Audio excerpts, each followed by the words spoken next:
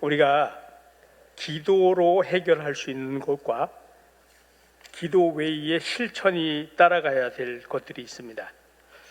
많은 그리스도인들의 약점이 무엇이냐라고 하면 해야 할 것 하지 않고 하나님께 맡겨버리고 기도로 다 때우려고 할 때가 참 많이 있습니다. 우리 옛날 말씀 중에 진인사대천명이라는 말이 있습니다. 사람의 할 도리를 다 한 다음에 하늘의 뜻을 기다려야 된다라고 얘기하는 것이죠.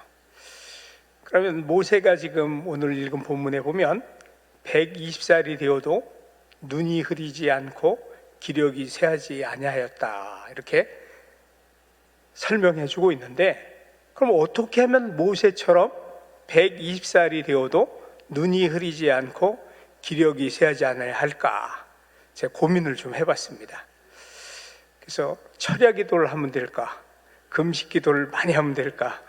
좀 생각을 해봤는데 여러 가지가 있더라고요. 첫 번째 찾아본 것이 걷기를 무진장 걸었더라고요. 40년 동안 모세는 왕궁에서 살았고 왕궁 생활 후 40년 동안은 광야 생활을 했는데, 광야 생활의 특징은 걷고 또 걷고 오늘도 걷는다마는 정처 없는 이발길로 계속 걸었어요. 40년을 걸었단 말이에요.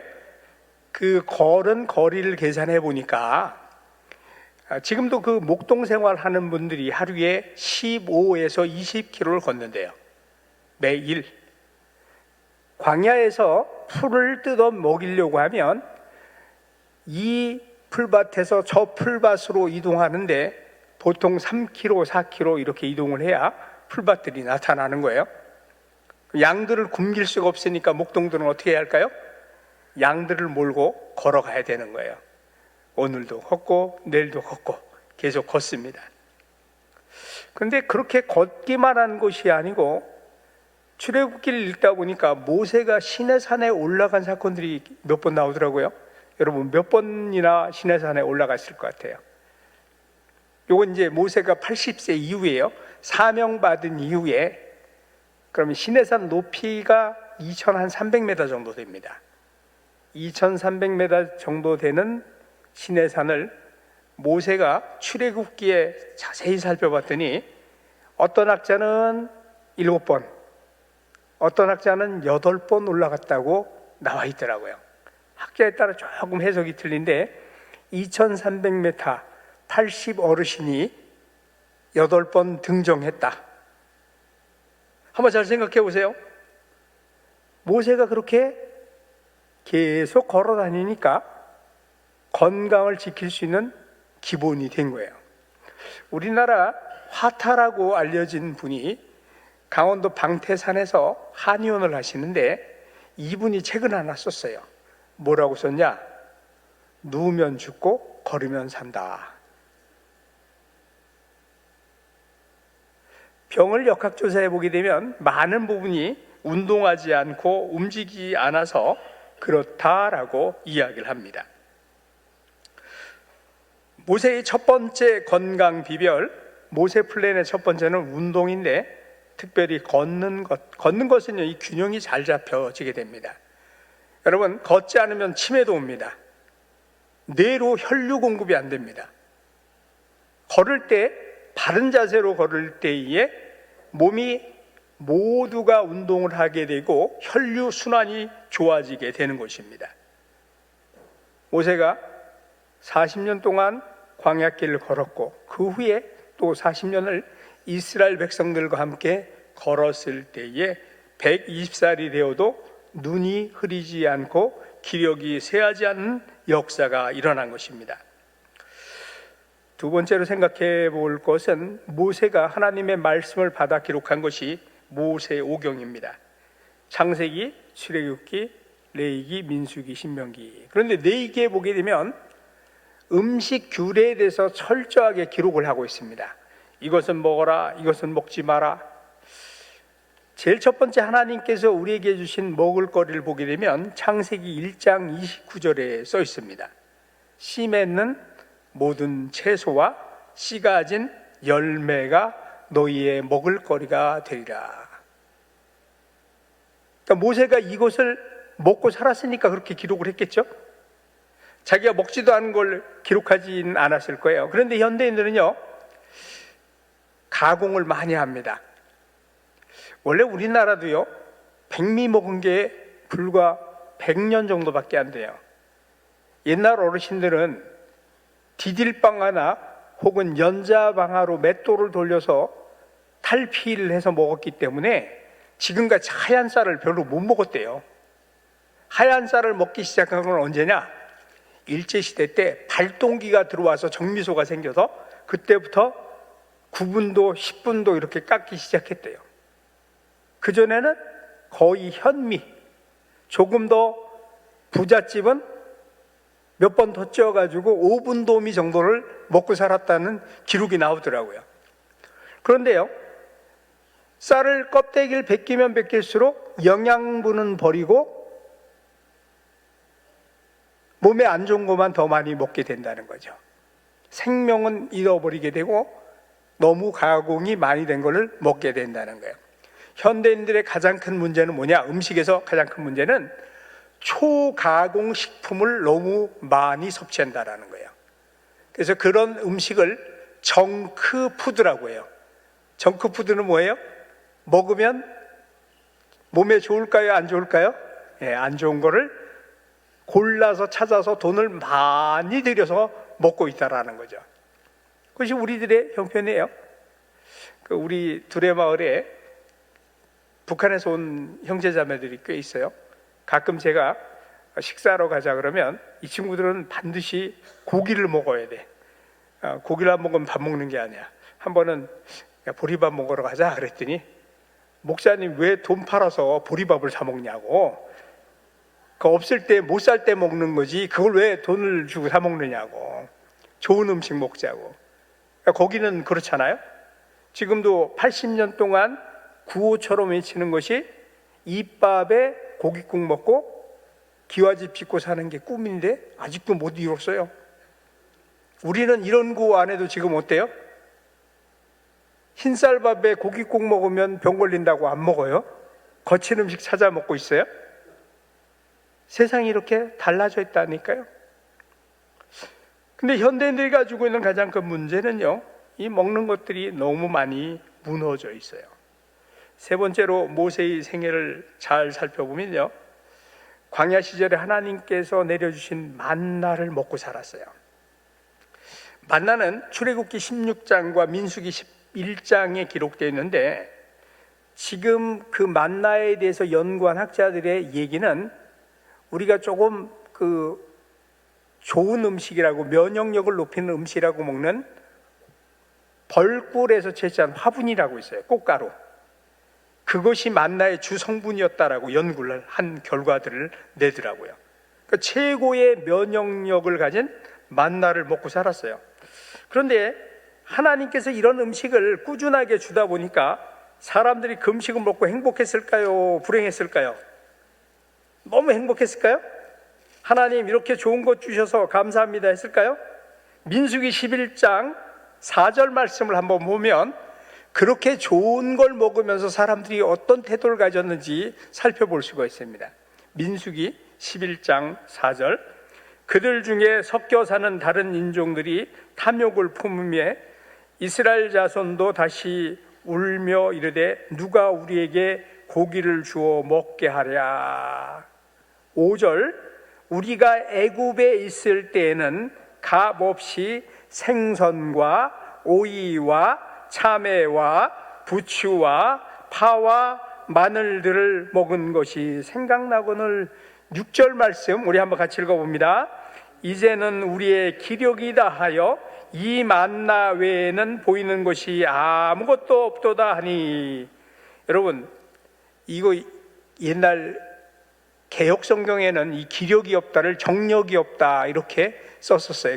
번역이 그렇게 돼 있었는데 지금 이제 기력이 없다 그렇게 하고 있어요. 한번 잘 생각해 보세요. 과연 이스라엘 백성들이 광야 생활하면서 기력이 없었어요? 기력이 없었나요? 아니죠. 우리가 어디서 알 수 있냐면요, 아말렉과의 전투를 보면 알아요. 아말렉 군대는 정규군이었고요, 이스라엘 군인은요 전투를 해본 적이 없어요. 그럼에도 불구하고 그들을 무찔렀어요.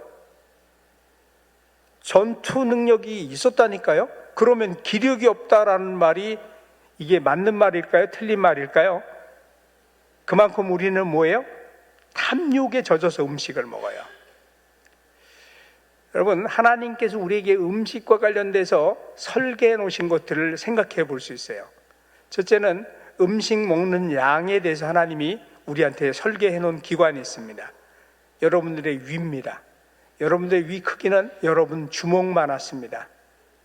한 끼에 먹을 수 있는 양이 얼만큼? 그럼 주먹보다 조금 80%만 먹으라고 하거든요. 그래서 이렇게 먹으면 돼요. 이만큼만. 그런데 어떻게 먹어요? 늘리죠. 위가요, 재밌는 게 배가 한만 불러도요, 내가 좋아하는 음식을 보여주면요, 꿀렁꿀렁 음식 늘 자리를 만듭니다. 그래서 그 음식을 먹게 만듭니다. 그게 위예요. 위의 역할이 그래요. 절대 위가 터져 죽은 사람은 없습니다. 계속 늘어나요. 우리 하는 말 있죠. 밥 먹는 배 따로 있고 간식 먹는 배 따로 있다. 따로 없어요. 하나예요. 하나 가지고 사는 거예요. 배 2개 있는 사람 아무도 없습니다. 우리는 합리화시켜서 많이 먹어요. 저는 횟집 가보면 깜짝 놀래요. 찌개다시만 먹어도 이미 배가 불러요. 배가 빵빵해지는데 회가 나와요. 회를 먹고 나면 더 이상 음식 늘 자리가 없어요. 그때 또 뭐가 나와요? 매운탕과 밥이 나와요. 위를 그냥 무한정 늘려가지고 힘들게 만듭니다. 우리가 지금 먹고 사는 형태가 그러고 있어요. 위는 여러분 주먹만 한데 거기에 80%만 음식을 채워서 살아야 된다. 이 이제 건강의 비결 중에 하나입니다. 음식 먹는 데 대해서. 그 다음에 이제 음식을 무엇을 먹어야 되는 걸 하나님께서 어디에다 설계해 놨나 봤더니 치아 구조에다가 설계를 해 놓으셨더라고요. 육식동물들은 주로 이빨이 송곳니로 구성되어 있습니다. 맞나요? 틀리나요? 그 다음에 초식동물들은 앞니로 구성되어 있습니다. 그리고 곡식을 먹는 동물들은 어금니로 구성되어 있어요. 그래서 하나님이 우리 몸에다가 설계를 딱 해놓으셨어요. 사람은 이 3가지 이빨이 골고루 있어요. 송곳니가 4개 있고 앞니가 8개 있고 그 다음에 16개가 어금니가 있어요. 어떤 분은 20개가 있는 분, 22개가 있는 분도 있는데 그 4개는 안 씁니다. 4개는 안 쓰기 때문에 16개라고 보면 됩니다. 이 어금니는 곡식을 먹는 이빨이고요. 앞니는 야채를 먹는 이빨이고요. 송곳니는 고기를 먹는 이빨이에요. 그리고 이제 음식 먹는 비율도 여기서 나오죠. 송곳니 4개, 앞니 8개, 어금니 16개. 공교롭게 4의 배수네요. 고기 하나 먹을 때 채소는 몇 개? 2개, 곡식은 4개 먹어라. 굉장히 과학적이죠. 하나님께서 우리 몸에 설계해 놓으신 구조예요. 그래서 우리가 구조에 따른 음식 섭취가 참 중요한데 이거 무너뜨리고 먹죠. 그냥 소견에 오른 대로 먹고 살잖아요. 그래서 자기 소견에 오른 대로 병도 걸리고요, 몸도 망가져요. 몸을요, 자기 소견에 오른 대로 사용하기 때문에 우리의 몸이 점점 힘들어집니다. 이걸 극복해야 돼요. 어떻게? 하나님께서 내게 주신 몸의 구조를 알고 그 구조에 따른 음식을 섭취하는 것이 지혜입니다. 왜? 하나님이 그렇게 설계를 해놓으셨고 만드셨기 때문에. 이제 4번째로 모세가 왜 건강한 삶을 살 수 있었나라는 부분에 대해서는 모세의 성품에 대해서 얘기합니다. 온유함이라고 얘기해요. 민수기 12장 3절에 보게 되면 이 사람 모세는 온유함이 지면의 모든 사람보다 더하더라. 모세의 성품을 온유하다고 표현을 했어요. 그런데 젊을 때부터 모세가 온유했을까요? 한번 찾아볼까요? 출애굽기 2장 11절인데요. 어떤 성품을 가졌던 사람인가 한번 찾아봅니다. 출애굽기 2장 11절 모세의 성품이에요. 출애굽기 2장 11절 모세가 장성한 후에 한 번은 자기 형제들에게 나가서 그들이 고되게 노동하는 것을 보더니 어떤 애굽 사람이 한 히브리 사람 곧 자기 형제를 치는 것을 본지라. 12절 같이 읽습니다. 좌우를 살펴 사람이 없음을 보고 그 애굽 사람을 쳐 죽여 모레색에 감추니라. 성질이 엄청 급한 사람이에요. 그죠? 마음에 안 든다고 어떻게 했어요?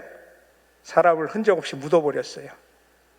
성격도 급하고 실력도 있는 사람이죠. 무에 출중했던 거예요. 그 당시에 세계 최강의 군대가 이집트 군대였어요. 그 병사를 흔적도 없이 묻어버릴 정도로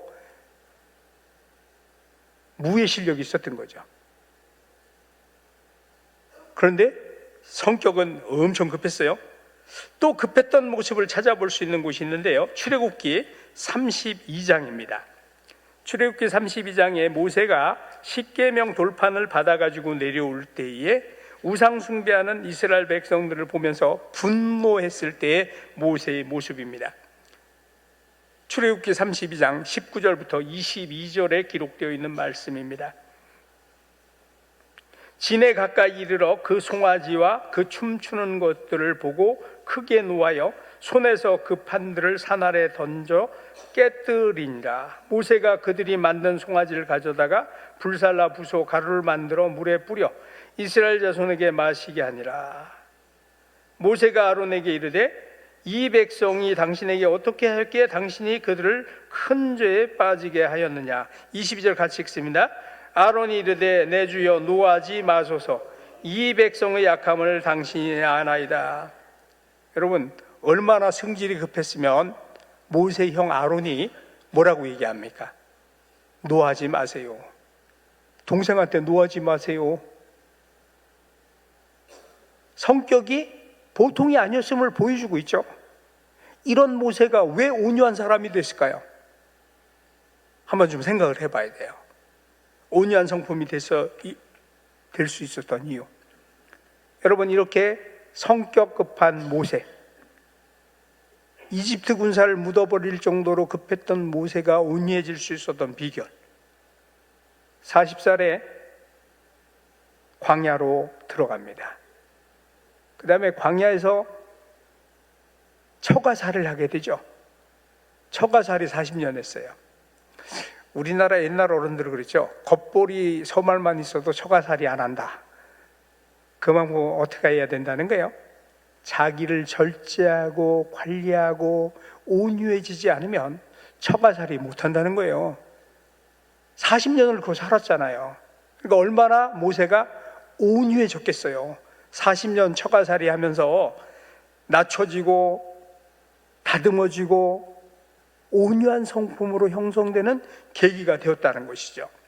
40년간 참고 견디고 낮아지고 기다리는 훈련, 그 훈련을 하고 났을 때 마침내 모세는 이 땅 위의 모든 사람들보다 온유함이 뛰어난 사람으로 변화될 수 있는 그런 은혜가 임하게 된 것입니다. 욕심나고 성질부린한 모든 일들 참고 견디다 보니까 여러분 이런 성품으로 변화가 된 거예요. 여러분, 지금 우리나라가 겪는 현실, 정치적인 현실, 경제적인 상황 참 어렵고 힘들어요. 근데 어릴 때 제가 살았던 그 때보다는요 훨씬 좋은 것 같아요. 제가 한 번은 그 강북 강변도를 달리다가 제 친구하고 같이 가다가 차가 너무 밀려서 좀 불평을 했어요. 그랬더니 이 친구가 옆에서 빙긋 웃으면서 자기는 이렇게 차가 많은 걸 보면 너무너무 신기하대. 이 친구가 충청도 산골 사람이거든요. 그 당시에 도로가 별로 없을 때요, 자기는 1년에 차 한 대 볼뚱말뚱하고 살았대요. 그래서 자기는 이렇게 차가 많은 걸 보면 너무너무 감사하고 행복하다 그렇게 얘기하는데, 제가 그 다음부터 불평을 싹 바꿨어요. 암만 밀려도 하나님 감사합니다. 우리나라가 이렇게 잘 사네요. 도로가 이거 왕복 8차선인데 여기가 꽉꽉 밀릴 정도 우리나라가 부자가 됐네요. 한번 생각 바꿔보세요. 맞아요, 틀려요? 그잖아요. 엄청나잖아요. 지금 우리나라의 자동차 등록 대수가 3천만 대 정도 된대요. 어마어마하죠. 1.6명당 차 한 대가 있대요. 사람 1.6명당. 어마어마한 차를 가지고 있어요. 이렇게 하나님께서 부어주신 복을 누리고 있고요. 요즘 옛날보다 덜 춥다고 느끼죠? 왜 그런지 아세요? 어릴 땐 참 추웠어요. 일단 옷이 좋아요, 여러분. 옛날에는 옷이 바람이 송송 들어왔어요. 또 집이 좋아요. 옛날에는 아랫목은 뜨거운데 위에는 어때요? 얼음이 켜로 얼었어요. 저만 그랬나요? 대부분 다 그랬을걸요? 근데 지금은 어때요? 전 세계에서 우리나라를 보면 신기해하는 것 중에 하나가 겨울에 반팔 입고 뛰어다니는 거 보면 신기하대요. 뭔 저런 나라가 있나. 일본 여행 가보면 정말 춥습니다. 4월에 갔는데도 춥더라고요. 우리나라는 어때요? 엄청나게 많은 걸 누리고 행복하게 살고 있음에도 불구하고 불평하고 원망하고 살고 있어요. 요거 바꿔야 돼요. 모세처럼 온유해지고 겸손해지고 그럴 때 하나님의 은혜가 우리에게 임하게 되는 거예요. 그래서 모세 플랜의 핵심은 이겁니다. 첫째, 운동하자. 음식 잘 먹자. 온유하자. 이 세 가지가 모세를 120살이 되어도 눈이 흐리지 않고 기력이 쇠하지 않도록 만들어준 원인이었습니다. 우리 사랑하는 신강두레교회 모든 성도들도 이렇게 되어서 하나님의 약속의 말씀을 지켜 행해서 모세처럼 120살이 되어도 눈이 흐리지 않고 기력이 쇠하지 않는 은혜가 임하시기를 주의 이름으로 축원드립니다. 기도드리겠습니다. 은혜 주님 감사드립니다. 우리 인생 가운데 하나님 함께 하셔서 참고 견디고 오랜 세월 속에 모세를 다듬어 가신 것처럼 저희들도 그렇게 다듬어져 하나님의 사역을 감당할 수 있는 지혜로운 신광주에게 성도들 되게 하옵소서. 운동으로 음식으로 또 마음 다스림으로 하나님의 사람으로 회복됨을 누려 모세처럼 120살이 되어도 눈이 흐리지 아니하고 기력이 쇠하지 아니하는 은혜를 누리게 하옵소서. 감사드리며 예수님 이름으로 기도드리옵나이다. 아멘.